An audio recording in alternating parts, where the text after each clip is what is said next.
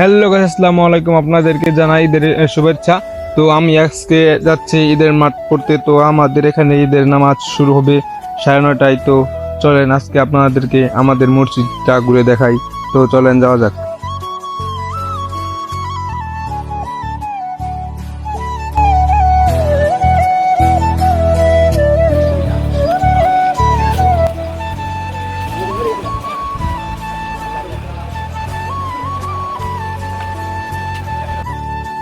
তো আপনারা তো দেখতেই পারতেছেন আমরা আমাদের মসজিদে চলে এসেছি। আর আমাদের মসজিদের সামনে যে গেটটি হলো, সেই গেটটি আমরা কিছুক্ষণ আগে সাজালাম।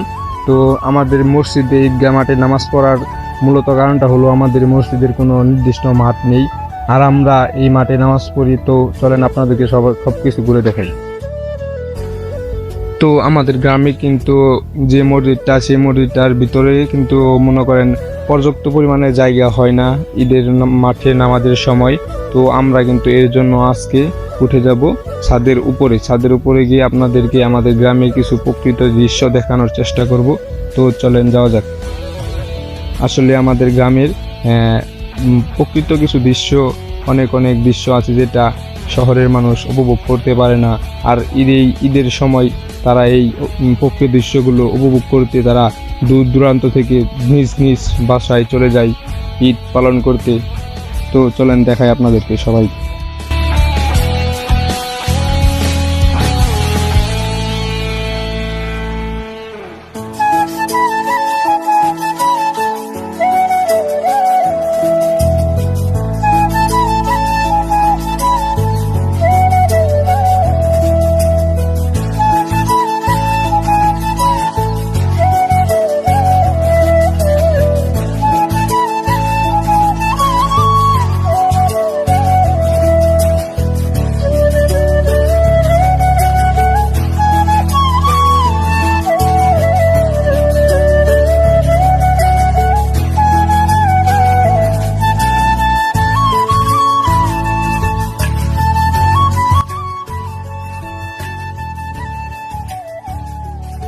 তো আমাদের কিন্তু নামাজের টাইম হয়ে গেছে, আর কিছুক্ষণ সময় বাকি আছে। তো মানুষ কিন্তু প্রায় অনেকে এসে পড়েছে, দলে সব মানুষ এসে পড়েছে। এখন আমাদের ঈদের নামাজটি শুরু হবে। তো চলেন আজকে আপনাদেরকে সবকিছু দেখাই।